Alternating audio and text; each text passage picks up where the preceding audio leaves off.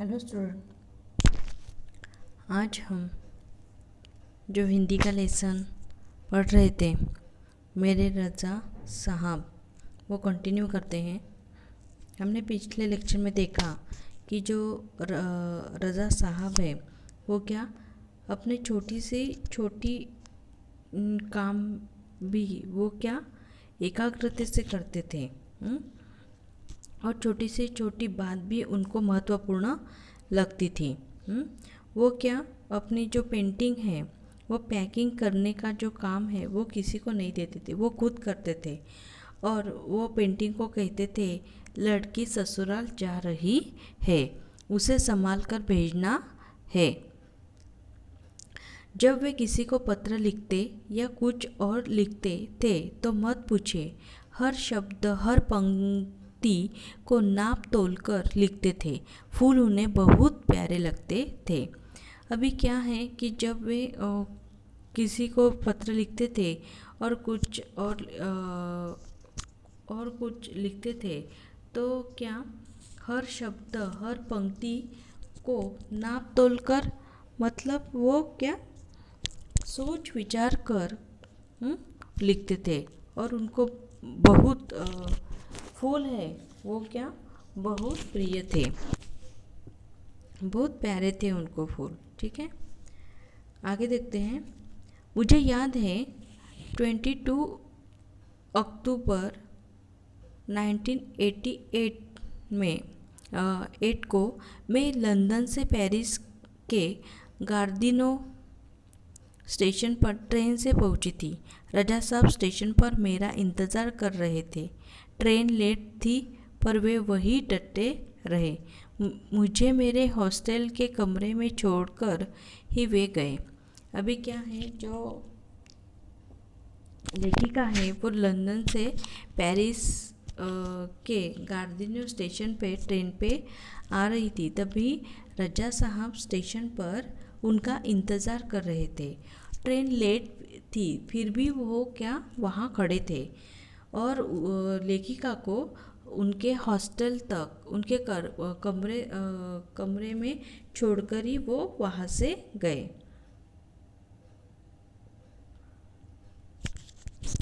एक दिन मैं बीमार होकर अपने कमरे में पड़ी थी। रात 11 बजे रजा साहब मेरे लिए दवा भारतीय रेस्टोरेंट से खाना पैक करवा कर पहुँच गए। अभी क्या है, लेखिका एक दिन क्या बीमार थी, तब वो कमरे में अकेली ऐसे ही लेटी थी। तब रजा साहब ने उनके लिए रात के 11 बजे उनके लिए दवा और भारतीय रेस्टोरेंट से खाना लेकर आए थे। और मेरे घर वालों को फ़ोन करके कहा, आप लोग चिंता न करें, मैं हूँ पेरिस में सुजाता की चिंता करने के लिए। अभी उसने उनके लेखिका के माता पिता को फ़ोन करके बताया कि आप चिंता मत करें, मैं पेरिस में उसकी देखभाल करने के लिए हूँ। हर बार जब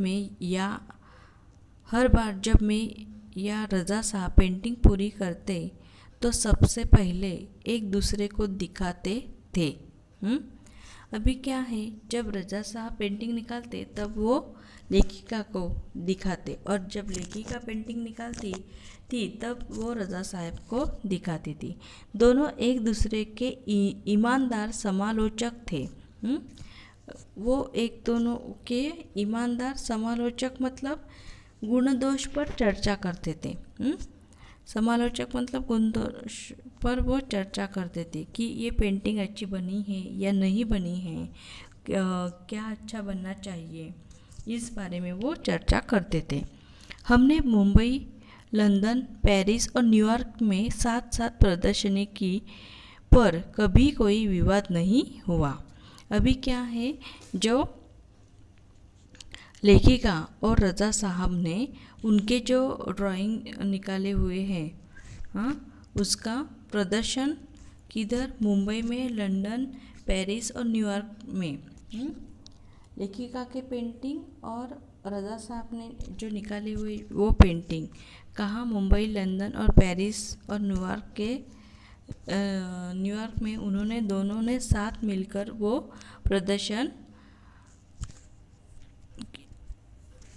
प्रदर्शन की पर प्रदर्शन किया, लेकिन कोई वाद नहीं हुआ। यह उनके स्नेह व अपनेपन के कारण ही था। क्या उनका जो नेचर था वो सबको अपना वो समझते थे। इसका कारण क्या, स्नेह व अपनेपन के कारण ही था। हिंदू उर्दू तो हमेशा से ही बहुत अच्छी रही है उनकी। रज़ा साहब की जो हिंदी है, उर्दू है, वो हमेशा बहुत अच्छे से बोलते थे। अंग्रेज़ी फ्रेंच भी वे बहुत अच्छी लिखते थे। वो अंग्रेज़ी फ्रेंच जो लैंग्वेज है वे भी बहुत अच्छे से लिखते थे। कविता से बहुत प्यार था उन्हें।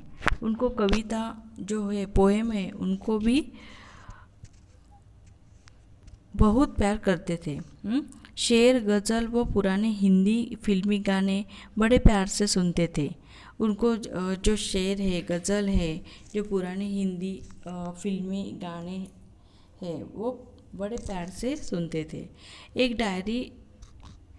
डायरी रखते थे अपने पास, हर सुंदर चीज़ को लिख लिया करते उसमें। रज़ा साहब को डायरी में कुछ अच्छा लगेगा तो वो सब सुंदर चीज़ें लिखा करते थे। मेरी बेटी हेलेना बहुत खूबसूरत हिंदी बोलती थी, तो उन्हें बहुत गर्व होता था। जो लेखिका की बेटी है हेलेना, वो बहुत खूबसूरत हिंदी बोलती थी, तब रज़ा साहब उसके साथ बहुत अच्छे से हिंदी बोला करते थे। और उनकी बेटी जो है, लेखिका की बेटी है, हिंदी अच्छे से बोलती है, इसलिए उनको जो रज़ा साहब को गर्व होता था। वे हमेशा उसके साथ शुद्ध हिंदी में ही बात करते। रज़ा साहब हमेशा उसके साथ क्या शुद्ध हिंदी में बात करते थे। रज़ा साहब को अच्छा खाने का बहुत शौक था, पर दाल चावल रोटी आलू की सब्ज़ी में जैसे उनकी जान अटकी रहती थी। अभी क्या है, जो रज़ा साहब को क्या खाने का बहुत शौक था, बहुत छंद था। दाल चावल और रोटी और आलू की जो सब्ज़ी है, उनका क्या वो खाना उनको बहुत पसंद था। मैं हफ्ते में एक बार भारतीय शाकाहारी खाना बनाकर भेजती थी उनके लिए और उनके फ्रांसीसी दोस्तों के लिए। अभी क्या है,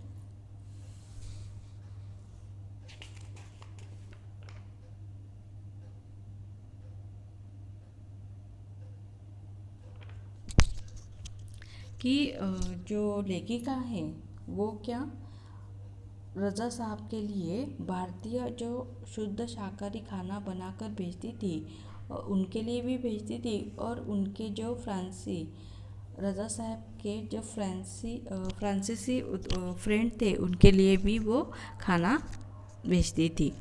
रज़ा साहब के कुछ पुराने फ्रांसीसी दोस्तों को उनके जाने की खबर देने गई तो फिर से एक बार उनकी दीवारों पर रज़ा साहब की काफ़ी सारी कृतियाँ देखने का मौका मिल गया।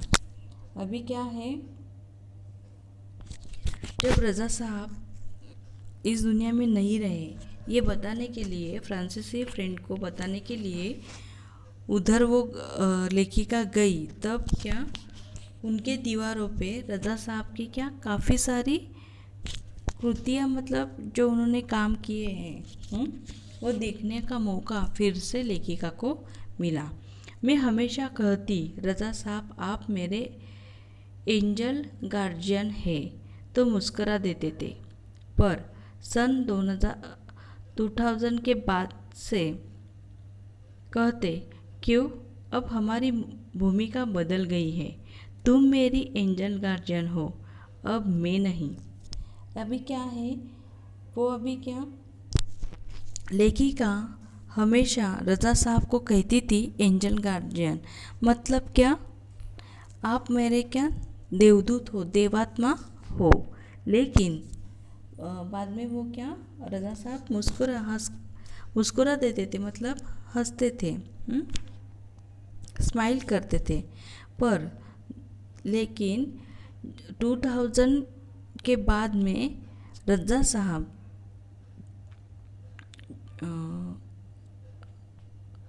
2000 के बाद से कहते, क्यों अब हमारी भूमिका बदल गई है। रज़ा साहब बोलते थे कि अब हमारी क्या जो भूमिका है वो बदल गई है, तुम मेरी एंजल गार्जियन हो। अभी रज़ा साहब लेखिका को बोलते हैं कि तुम मेरी देवदूत देवात्मा हो, अब मैं नहीं। तो रज़ा साहब का जो नेचर था वो कैसे बहुत अच्छा था। जिज्ञासु रुचित उनकी इधर हमें दिखाई देते थे और युवा कलाकारों को वो क्या प्रोत्साहन करते थे। और मानव मात्र से वो प्रेम करते थे और सर्वधर्म समभाव उनके मन में था। तो ऐसा नेचर उनका था। तो समझ में आई ये लेसन। Thank you.